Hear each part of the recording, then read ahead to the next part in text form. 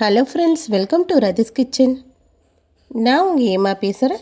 இன்றைக்கி நம்ம சேனலில் வீட்லேயே சுலபமான முறையில் ஓரியோ பிஸ்கெட்டும் சாக்லேட்டும் இருந்தால் போதும், இது போல் சுலபமான முறையில் இந்த கேக் செஞ்சிடலாம். இந்த ரெசிபி எப்படி செய்யலான்னு வீடியோக்குள்ளே போய் பார்க்குறதுக்கு முன்னாடி நம்ம சேனலை முதன்முறையாக பார்க்குறீங்கன்னா சப்ஸ்கிரைப் பண்ணிவிட்டு பாருங்கள் ஃப்ரெண்ட்ஸ். இப்போ வாங்க வீடியோக்குள்ளே போகலாம். ஃப்ரெண்ட்ஸ், இந்த கேக் செய்கிறதுக்காக இப்போ நான் 3 ஓரியோ பிஸ்கெட் பாக்கெட் எடுத்துக்கிறேன். இப்போ நம்ம இந்த பிஸ்கெட் எல்லாம் இதை பாதியாக உடச்சி எடுத்துக்கலாம். உடச்சிட்டு நம்ம மிக்ஸி ஜாரில் எடுத்து சேர்த்துட்டு இப்போ நல்லா ஃபைன் பவுடரை அரைச்சி எடுத்துக்கலாம்.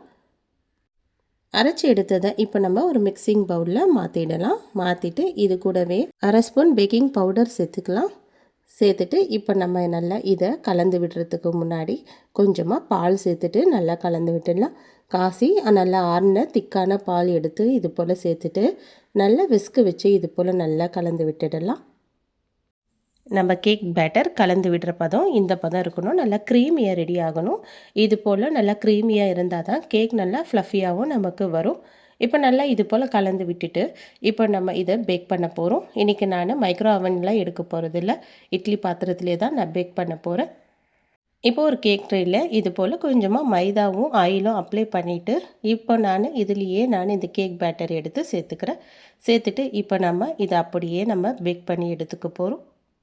இப்போ நான் ஒரு இட்லி பாத்திரம் தான் எடுத்துக்கிறேன். இட்லி பாத்திரத்தில் நார்மலாக தண்ணி சேர்த்துட்டு நம்ம இட்லி ஆவி கட்டுவோம்ல, அது போல் தண்ணி சேர்த்துட்டு நல்லா ஹை ஃப்ளேமில் ஒரு 5 நிமிஷம் கொதிக்க வச்சிடலாம். தண்ணியை கொதிக்க வச்சதுக்கப்புறம் இந்த கேக் பேட்டரை எடுத்து நம்ம இதில் வச்சுட்டு அப்படியே மூடிட்டு ஸ்டவ் லோ ஃப்ளேமில் வச்சுட்டு நல்லா ஒரு 10 நிமிஷம் பேக் பண்ணி எடுத்துக்கலாம். உங்கள் ஸ்டவ்வோட ஹீட்டுக்கு ஏற்ற மாதிரி 10லேருந்து 15 நிமிஷம் கூட நீங்கள் பேக் பண்ணி எடுத்துக்கோங்க. இப்போ நல்லா இதை நான் ஒரு நைஃப் வச்சு நான் எடுத்து பார்க்குறேன், ஒட்டாமல் வருதில்ல. இப்போ நல்லா பேக் ஆகி இருக்குது. இதை எடுத்து அப்படியே நம்ம ஒரு பிளேட்டில் ட்ரான்ஸ்ஃபர் பண்ணிடலாம்.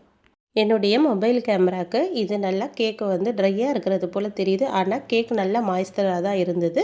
இப்போ நம்ம ரெடி பண்ணி வச்சுருந்த இந்த கேக் மேலே டைரி மில்க் சாக்லேட்டை எடுத்து நான் அப்ளை பண்ணி வச்சுருக்கேன். அப்ளை பண்ணிவிட்டு இதில் கொஞ்சமாக டெக்கரேட்காக ஹெர்ஷீஸ் ஊற்றி நல்லா டெக்கரேட் பண்ணியாச்சு. அவ்வளோதான். இதை ஸ்லைஸ் பண்ணி சர்வ் பண்ணால் சூப்பரான ஓரியோ சாக்லேட் கேக் நமக்கு ரெடி. எவ்வளோ சுலபமாக இந்த கேக் நம்ம ரெடி பண்ணிட்டோம்ல ஃப்ரெண்ட்ஸ்.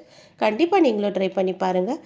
ட்ரை பண்ணி பார்த்துட்டு எப்படி இருக்குன்னு எனக்கு மறக்காமல் கமெண்ட் பண்ணுங்கள். இந்த வீடியோ பிடிச்சிருந்தால் லைக் பண்ணுங்கள். தேங்க்யூ.